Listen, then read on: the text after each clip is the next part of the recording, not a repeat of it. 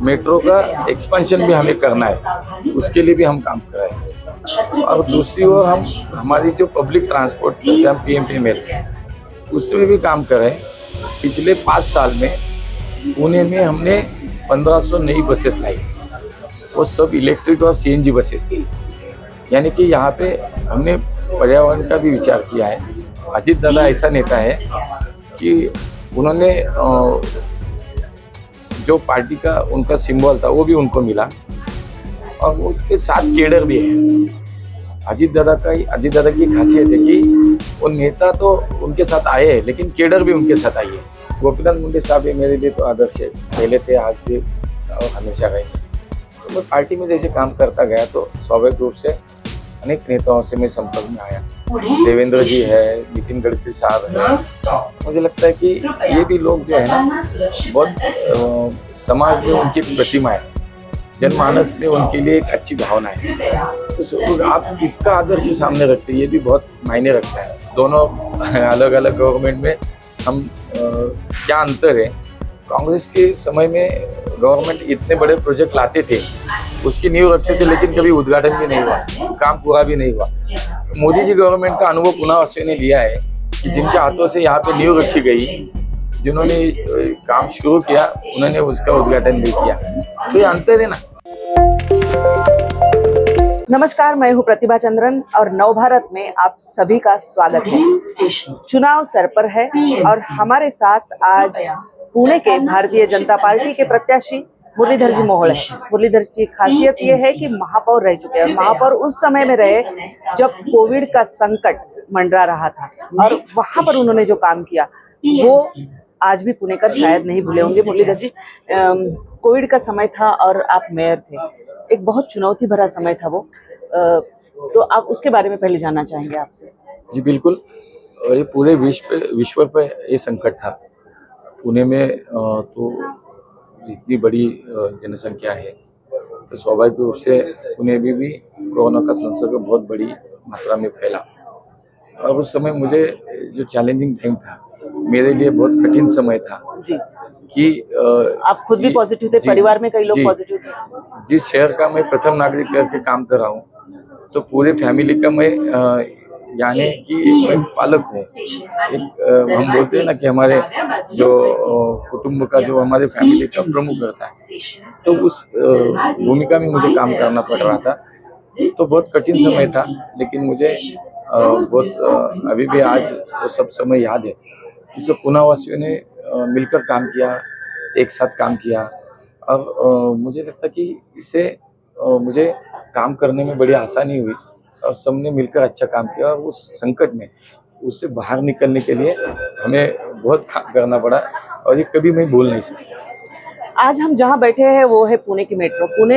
पुणे के बारे में अगर बात करें तो सबसे बड़ी समस्या है यहाँ पर ट्रैफिक की समस्या, और वो हल करने की दिशा में मेट्रो एक उसका छोटा हिस्सा है। बाकी क्या आपकी योजनाएं हैं? मुझे लगता है कि मेट्रो इस पे बड़ा हिस्सा होगा, क्योंकि आज एक मार्ग जो है हमारा, एक रूट है जो शुरू हो गया, आगे जाके मेट्रो के और 2 मार्ग बहुत कम समय में शुरू होने वाले हैं। मेट्रो का एक्सपेंशन भी हमें करना है, उसके लिए भी हम काम कर रहे हैं। तो मेट्रो का एक्सपेंशन भी होने वाला है, और दूसरी ओर हम हमारी जो पब्लिक ट्रांसपोर्ट हम PMPML उसमें भी काम कर रहे हैं। पिछले 5 साल में पुणे में हमने 1500 नई बसेस लाई, वो सब इलेक्ट्रिक और CNG बसेस थी। यानी कि यहाँ पे हमने पर्यावरण का भी विचार किया है, और मुझे लगता है कि आगे जाके पुणे की जो हमारी जनसंख्या भी बढ़ी है, पुणे का विस्तार भी हुआ है। 6 मिलियन पॉपुलेशन आज हमारी पुणे की है, 518 स्क्वायर किलोमीटर इतना पुणे का क्षेत्र हो गया है। तो स्वाभाविक रूप से जो हमारा काम है वो भी बहुत हमारे लिए चैलेंजिंग होगा आगे के लिए। तो इसके लिए पब्लिक ट्रांसपोर्ट हमें अच्छी बनानी पड़ेगी। तो उसके लिए मेट्रो और PMPML इनका इंटीग्रेशन करना पड़ेगा, वो हमने करने का सोचा है। एक ही टिकट में दोनों में हम प्रवास कर सकते हैं हमारे पुणेवासी। और मुझे लगता है कि समाज के आखिरी व्यक्ति को भी मेट्रो का प्रवास आसानी से कैसे मिल सकता है, हो सकता है, उसके लिए हम इस पे काम करेंगे। आगे जाके बसेस की संख्या भी बढ़ाने वाले, मेट्रो का एक्सपेंशन भी बढ़ाने वाले, मेट्रो के रूट भी बढ़ाने वाले। तो मुझे लगता है कि एक अच्छा सॉल्यूशन पुणे के ट्रैफिक के लिए हम इस पे काम करेंगे। इस बार मैं चुनाव के बारे में बताऊं कि पुणे का जो चुनाव हो रहा है वहां पर दो पूर्व मनसैनिक जिनको मनसे में थे, वो यानी कि रविंद्र धंगेकर जो अभी यहाँ के विधायक है, वो कांग्रेस के टिकट पर लड़ रहे हैं।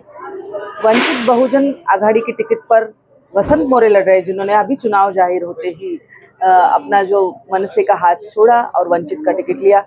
दो पूर्व मनसैनिक है जो आपके साथ में सामने मैदान में है, लेकिन महाराष्ट्र नवनिर्माण सेना जो पार्टी है वो महायुति में है। ये एक बड़ा अलग सा संयोग ये लग रहा है।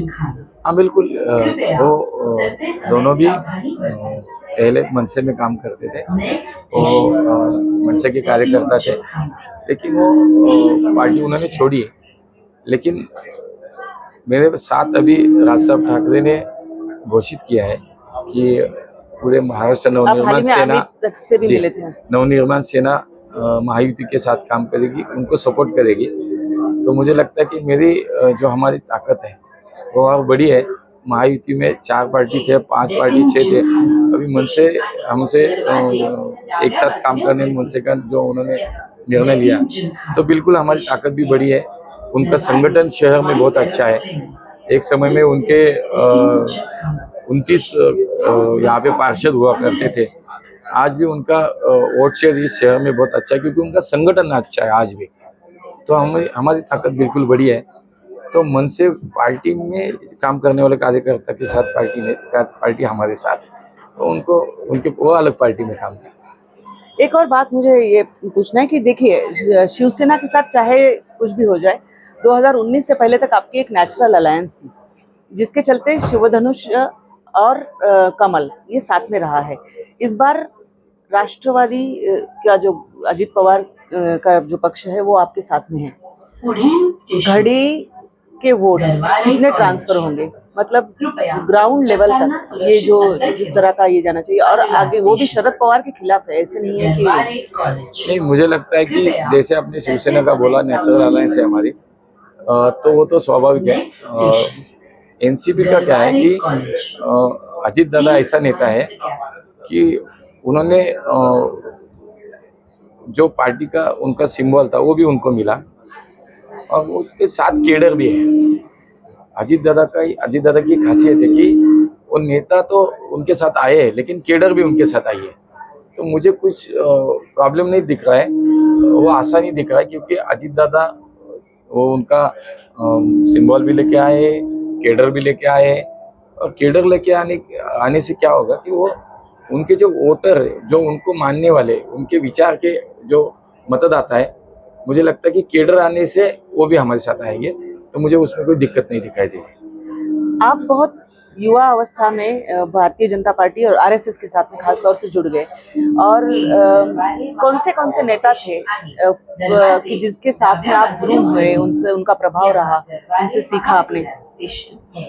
मुझे लगता है कि मैं पहले तो स्वर्गीय गोपीनाथ मुंडे साहब से उनके विचार से, उनकी काम करने की जो स्टाइल थी, जो पद्धति उन्होंने एक अलग सा तरीका था, और जननेता के स्वरूप में जो महाराष्ट्र में पूरे उनका जो एक स्थान था, तो मुझे लगता है कि पहले तो उनसे मैं थोड़ा सा अटैच हुआ, प्रभावित हुआ। उनके साथ मैंने फिर काम भी किया, फिर उनका स्नेह भी इतना बढ़ा कि उन्होंने भी मुझे बहुत प्रेम दिया। तो गोपीनाथ मुंडे साहब ये मेरे लिए तो आदर्श है, पहले थे, आज भी और हमेशा रहेंगे। तो मैं पार्टी में जैसे काम करता गया तो स्वाभाविक रूप से अनेक नेताओं से मैं संपर्क में आया। देवेंद्र जी है, नितिन गडकरी साहब है। मुझे लगता है कि ये भी लोग जो है ना, बहुत समाज में उनकी प्रतिमा है, जनमानस में उनके लिए एक अच्छी भावना है। तो आप किसका आदर्श सामने रखते हैं, ये भी बहुत मायने रखता है। मुझे लगता है कि मैं ऐसे लोगों को आदर्श रखता हूँ कि जो समाज मान्यता है उनकी। तो गडकरी साहब है, देवेंद्र जी है, और मुंडे साहब का तो मैं पहले से बहुत उनसे प्रभावित था। तो ये लोग हैं जिनसे मैंने बहुत सीखा है, और आगे जाके भी बहुत काम करना है, तो उनसे बहुत सीखने वाला भी हूँ। मुझे लगता है कि ये मेरे लिए बहुत अच्छा है। क्या शहर के सामने चुनौती है? क्योंकि चुनाव भले ही देश का हो, कुछ मुद्दे होते हैं जो शहर के लिए, और आप जानते हो अच्छे से क्योंकि इस शहर के महापौर भी एक लंबे समय तक आप रहे होंगे। बिल्कुल मुझे लगता है कि आगे के 50 साल का हमने सोचा है। आज भी मोदी गवर्नमेंट ने बहुत कुछ उपलब्धियां इस शहर के लिए उन्होंने यहाँ पे दी हमें। आज हम जिस मेट्रो में प्रवास कर रहे हैं तो इसकी नींव भी उन्होंने रखी थी और इसका उद्घाटन भी उन्होंने किया। तो मुझे लगता है कि गवर्नमेंट देखो कैसे बदल है। दोनों अलग अलग गवर्नमेंट में हम क्या अंतर है। कांग्रेस के समय में गवर्नमेंट इतने बड़े प्रोजेक्ट लाते थे, उसकी नींव रखते थे, लेकिन कभी उद्घाटन भी नहीं हुआ, काम पूरा भी नहीं हुआ। तो मोदी जी गवर्नमेंट का अनुभव पुनः वासियों ने लिया है कि जिनके हाथों से यहाँ पे नींव रखी गई, जिन्होंने काम शुरू किया, उन्होंने उसका उद्घाटन भी किया। तो ये अंतर है ना, लोगों को दिखाई दे रहा। रिवर फ्रंट का प्रोजेक्ट हो, जायका प्रोजेक्ट हो, यहाँ पे एयरपोर्ट को जो हमने जो टर्मिनल बनाया है उसका विस्तारीकरण हो, चांदनी चौक जैसे यहाँ पे बड़ा प्रोजेक्ट वहाँ के ट्रैफिक सॉल्यूशन के लिए का वो हम देखते हैं। प्रधानमंत्री आवास योजना के माध्यम से हजारों गरीबों को यहाँ पे घर मिल रहा है। मेडिकल कॉलेज पुणे को मिला है। ये पुणे वासियों ने देखा है ना, मोदी गवर्नमेंट ने पिछले 10 साल में बहुत कुछ दिया।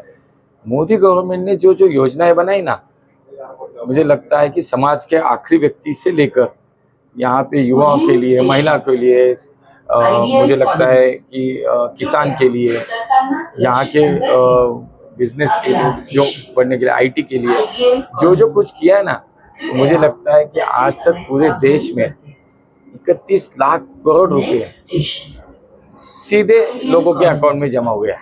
ये बड़ी उपलब्धि है। मुझे लगता है कि ये लोगों ने देखा है। सिर्फ पुणे शहर में 2.5 लाख लोग ऐसे हैं जिन्होंने कुछ ना कुछ मोदी जी की योजना का उनको लाभ मिला है। सुकन्या योजना हो, मुझे लगता है कि आयुष्मान भारत हो, हमारे उज्ज्वला गैस हो, ऐसे बहुत सी योजनाएं जिसे पुणे वासियों ने उसका लाभ लिया है। तो ये मोदी जी का काम है। महिलाएं साइलेंट वोटर है भाजपा? महिला बिल्कुल साइलेंट वोटर है, और हर किसी धर्म में, हर किसी जात में। मुझे लगता है तिहरी तलाक का जो मुद्दा था ना जी, तो आज हमारी मुस्लिम बहनें भी मोदी जी को धन्यवाद दे रही है कि जो उनकी जिंदगी बर्बाद होती थी ना, आज इससे आबाद हो गई। तो एक साइलेंट वोटर भी है जो आगे आके काम नहीं करेगा, व्यक्त नहीं होगा, लेकिन वोट मोदी जी को देगा।